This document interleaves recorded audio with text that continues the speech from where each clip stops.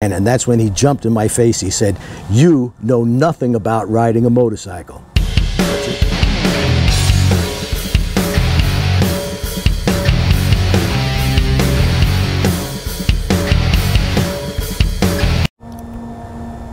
It's 23 years ago today that I graduated motor school. That was back in 1999. And here's how it worked. The first day of training, they had us lined up. There were 15 state troopers and myself, 16 of us.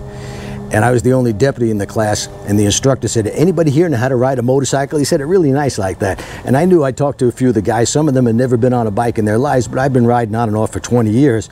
So I was foolish enough to raise my hand. And that's when he jumped in my face. He said, "You know nothing about riding a motorcycle, but you're going to know how to ride if you're lucky enough to make it through this course." He said, "At least 5 or 6 of you aren't going to make it. The rest of you will become professional riders in 2 weeks." And I knew from that moment on that there was no way, there was nothing that was going to stop me from making through that course. In fact, the way I got into that course was my agency sent 3 riders to a course down in Tampa, and one of them had washed out inside of the first week. And I said, "No, not me. It's not going to happen. I don't care what it takes. I'm going to make it through this course." And I'm so glad I did. And as soon as I finished that course, I said, everybody who rides a motorcycle should know the motor officer skills. If you've seen motor officers ride and wonder how they're able to handle their motorcycle with such ease and such skill, I'm the guy that's going to tell you how to do it. There's a lot of imitators on YouTube, but I've been doing it on YouTube since 2006, and I learned these techniques back in 1999. So we're going to go for a ride today. I'm going to tell you about the techniques. I'm going to tell you how to improve your skills in an extremely short amount of time. If you think riding a motorcycle is fun now, wait till you actually know what the hell you're doing. So come on, let's take a ride. Accident. And the agency I worked for back in 99 said we're going to start a motor unit. And they had 3 guys that they picked for it. I initially didn't even put in for it because it was a very political thing, and I said, well, they're probably not going to pick me. I'm not a political guy. So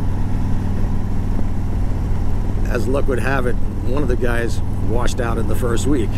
Bad luck for him, good luck for me. That class was down in Tampa, and we were on Honda Ace Tours at the time that they converted into police bikes. Honda Ace Tour is a fine touring motorcycle.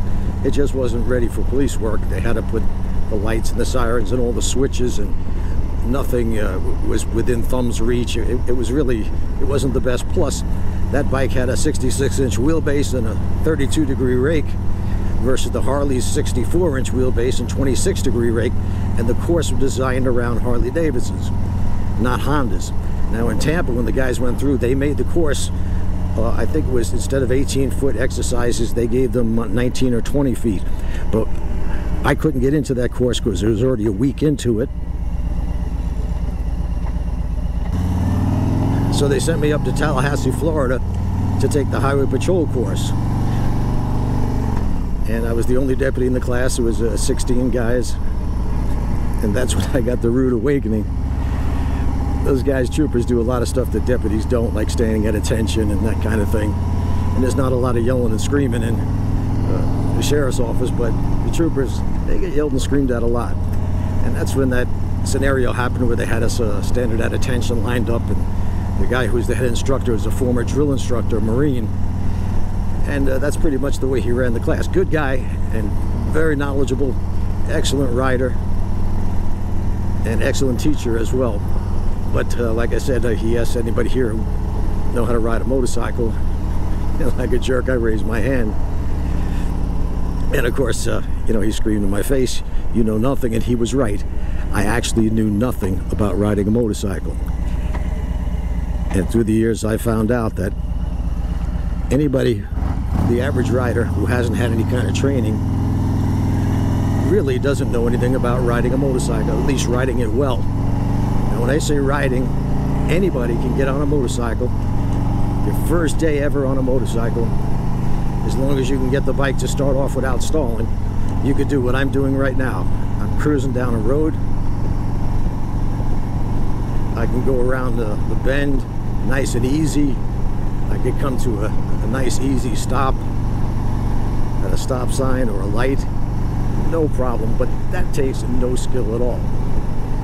The problem arises when something gets in your way.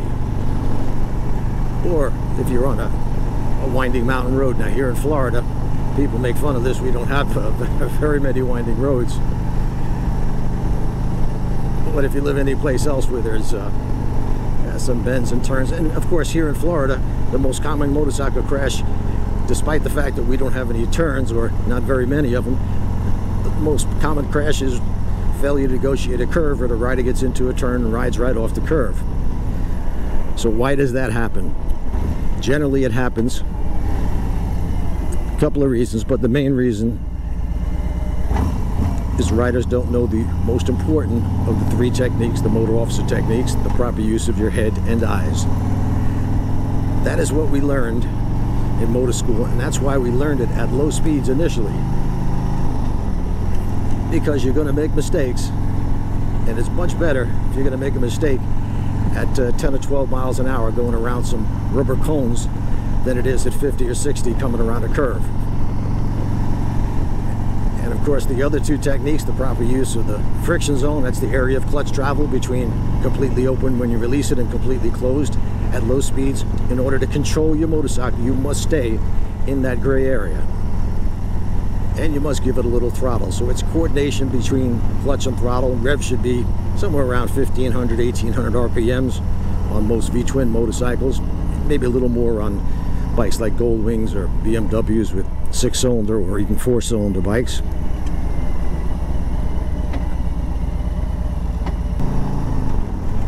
And then the third technique is put a little bit of pressure on that rear brake. When people say, well, what does that do for you? It just helps you to control. It's a little helper to help you control the motorcycle at low speeds, because you're putting two forces against each other. You're using the force of the clutch and throttle pulling you forward, keeping power going to the rear wheel, and then a little pressure on the brake. And if you get that pressure on the brake and the force going forward exactly perfectly right, you could literally stop the motorcycle and have it stand up straight without tipping over, without putting a foot down.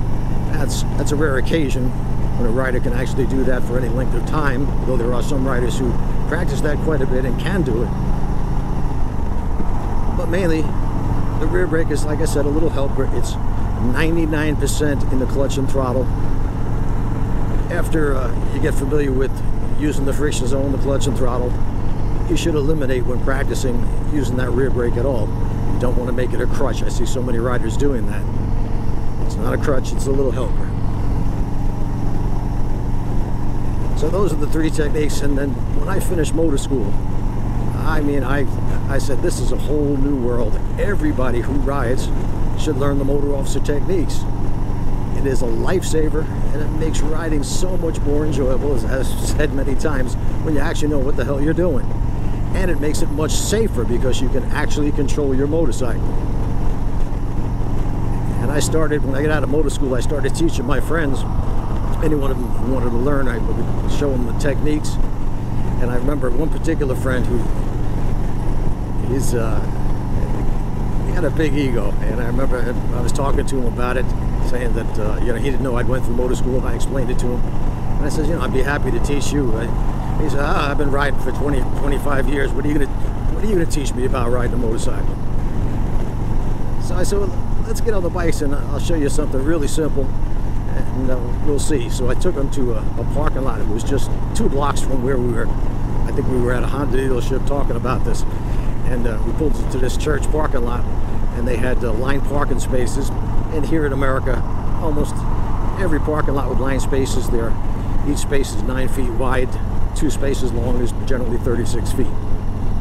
There may be some that are different, but that's 95% of them. So I stopped the bike at the start of one of the parking spaces, and I said to him, stop your bike next to me. He did. I said, can you make a U-turn in these 2 parking spaces up here? And he said, yeah, no problem.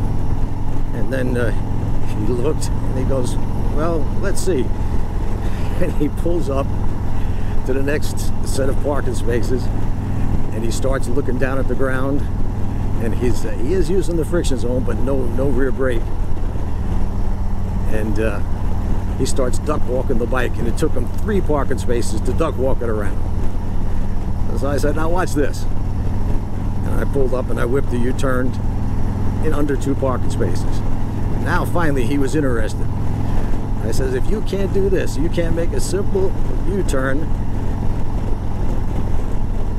in a controlled conditions, what do you think the odds are of you avoiding a crash out on the road where you gotta lean and turn and swerve quickly and bring your bike to its maximum lean angle? Anyway, I did wind up teaching that guy how to ride his motorcycle. He got to a certain point and then never wanted to practice anymore. He was basically able to make the U-turns, and that's all he wanted to know. But it did help him. And he was really, when I told him about the rear brake, he was using it as a crutch. He was really pushing hard on that rear brake and trying to fight the bike stop it from leaning. And of course, you can make an 18-foot U-turn on a Harley-Davidson without leaning the bike at all, if you're good with the clutch and throttle and putting enough pressure on the rear brake. Even without the rear brake, it can be done if you're really good with the clutch and throttle. But he used excessive force on that rear brake, as I see many of my students doing. But I offered many of my friends to teach them, and I found out that not too many of them wanted to learn. They claimed that they were afraid of dropping their motorcycle. And at the time, by the way, I wasn't on a Harley. I was on a Kawasaki Nomad, which was even worse for low speed handling than the police bike, the Ace Tourer, even longer wheelbase. Anyway, I started talking to some guys, and I got them to admit that what they were really afraid of was looking foolish in front of the other guys.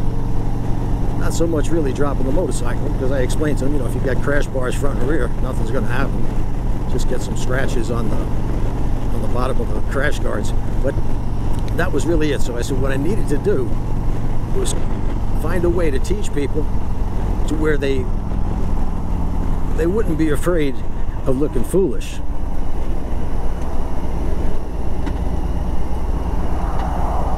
In front of other people.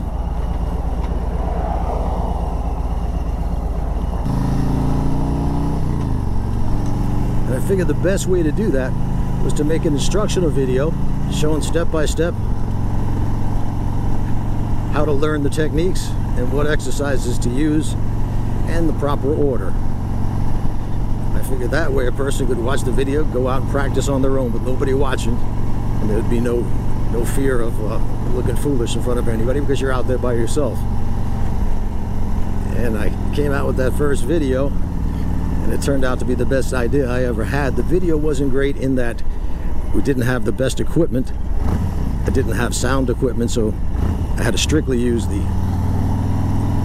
microphone on the camera, and when traffic passed by, yeah, it kind of amplified the traffic noise. But anyway, I only had that video out for about, I guess 6 or 8 weeks, and then I got a professional to film my next video, the Ride Like a Pro 2 video, and that was in the analog days, by the way, so editing was a real nightmare, but it was a superior film, superior video.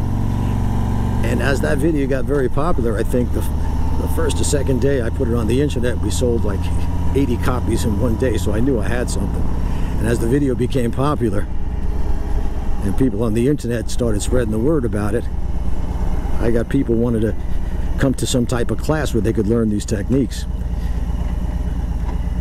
The only problem was I didn't have a class, but I figured I could set one up easy enough.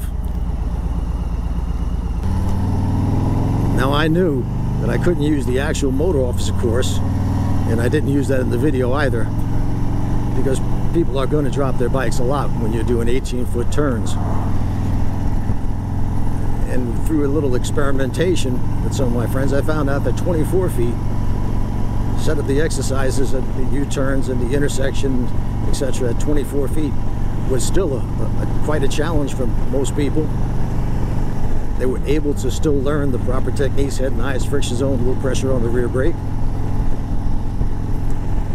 And the chances of them dropping their bike went down quite a bit. In motor officer training, the first day you're going to drop that bike about 15 or 20 times, and it gets very tiring to pick up that motorcycle. But your average rider, your average citizen doesn't want to do that. So 24 feet was still a challenge. I put it in the correct order on the video and said over and over again to please don't move on until you've mastered the exercise you're working on now, because there's a particular order that you need to learn these techniques, starting with the slow race. That'll teach you how to use the clutch and throttle. And now, by the way, I'm in the 7th edition of the Ride Like a Pro video, and it's not a series that you need to buy, because each video contains all the information from the last, plus much more information and stuff that I've learned through the years teaching my students, a couple thousand of them as a matter of fact.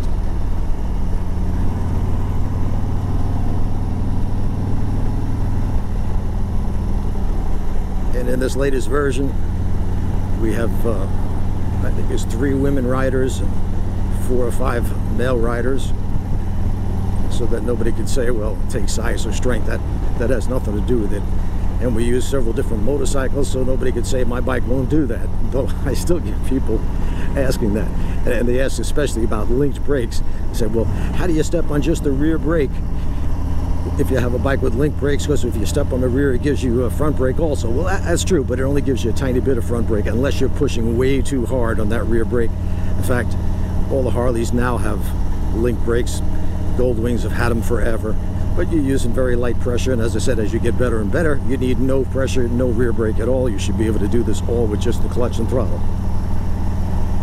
And once you learn these techniques, just like when I learned them, it is a revelation. It's like a whole new world just opened up for me. And it will for you as well. And the most important of the 3 techniques, the proper use of your head and eyes, is what the low speed handling really teaches you. Because if you don't turn your head fast enough and far enough and soon enough, you're going to wind up running out of an exercise. And the reason I say that is the most important of the 3 techniques, because you use it at all speeds. For instance, right here we're going 30 miles an hour. I'm looking towards the end of the turn. I've got my bike on the outside of the lane, so I have the best view around the curve. I'm going to let this guy get way ahead of me.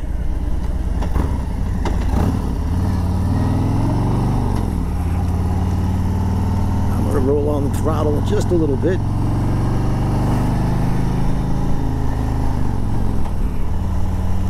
And if you want to know about trail braking, I put a little bit of pressure on that front brake until I get about to the apex of the turn, and then I release the pressure. That helps to put more traction. It shifts the weight to the front tire, puts more traction on the front tire. I find that only necessary really out on the street when you're coming down a winding mountain road and engine braking isn't enough. You don't want to be rolling on the throttle. The best thing to do is a little trail braking. Get into the curve with a little bit of front brake pressure until you hit the apex, and then release that pressure. But the low speed handling, it's like before you learn to run, you had to know how to walk. Well, it's the same thing with the training I offer. You master low speeds, high speeds are a walk in the park. Nothing to it.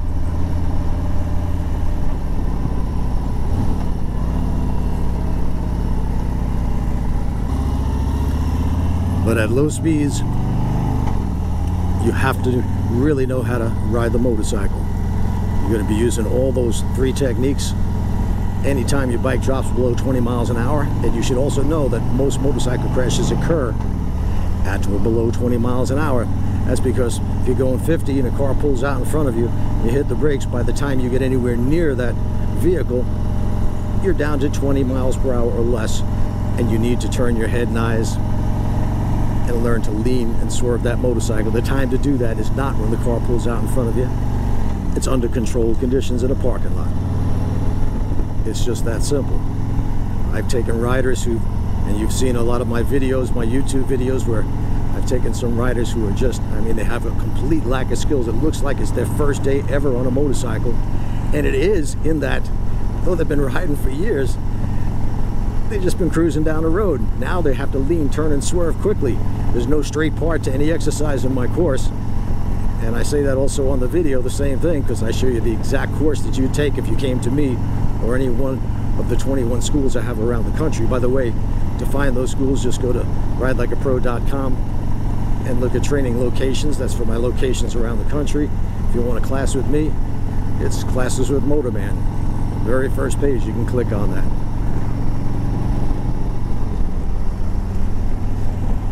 And I guarantee you that once you learn these techniques, and it just takes a couple of hours, and I don't mean that you're going to ride like a motor cop in a couple of hours. What I mean is you're going to learn the techniques, you're going to know how to use them, and you know the proper order to go through the exercises to make you better and better. And after that, once you get the hang of it, if you continue practicing, you will get better and better until eventually you will be riding as good as a motor officer. I have many of my students who are really set their mind to it. They went out and they practiced, and some of them enter competitions where you have motor officers and average riders, and sometimes they win those contests. In fact, I have a couple, husband and wife team, that they've even beaten some of the motor officers in the police rodeos where they allow citizens in. I also know some motor... Sorry about that abrupt ending, but I happened to actually run out of battery. So here's what I was going to say as I finished the ride. There's many of my students have gone through my course and they've practiced enough so that they can actually be competitive with motor officers. There's no magic wand for a motor officer. It's not the badge that makes you a great rider. It's the training that we get, and it's the exact same training that I give to my students and that I give to you in my Ride Like a Pro experience video. You watch that video, you go out and you practice, and I guarantee you in a short amount of time you'll be riding like a pro. That's the whole point of it. And I also wanted to say that if you normally ride with a passenger, you should practice these techniques and exercises with a passenger on board. The techniques will not change. You just need to use them even further to more of the extreme when you got a passenger on board, because their life depends on your skills. So make sure you get out there and get the training in. You'll be riding like a pro in no time. This isn't brain surgery. It's just 3 simple techniques, and these techniques work on every motorcycle. Don't be a doofus. And you know, you've heard me say this before, the D word. So many people get insulted by it. It's something that when you see riders trying to make a U-turn and they've got a $30,000 bike and they're duck walking it around because they don't know how to make a simple U-turn. If you can't make a simple U-turn, what chance do you have when that car pulls out in front of you of actually swerving out of the way? So once again, all it takes is a little bit of practice. I do this, I train people because I love to do it. It is my goal. I hope to do it until I'm 90 years old. If I could still walk, I'll still be teaching people.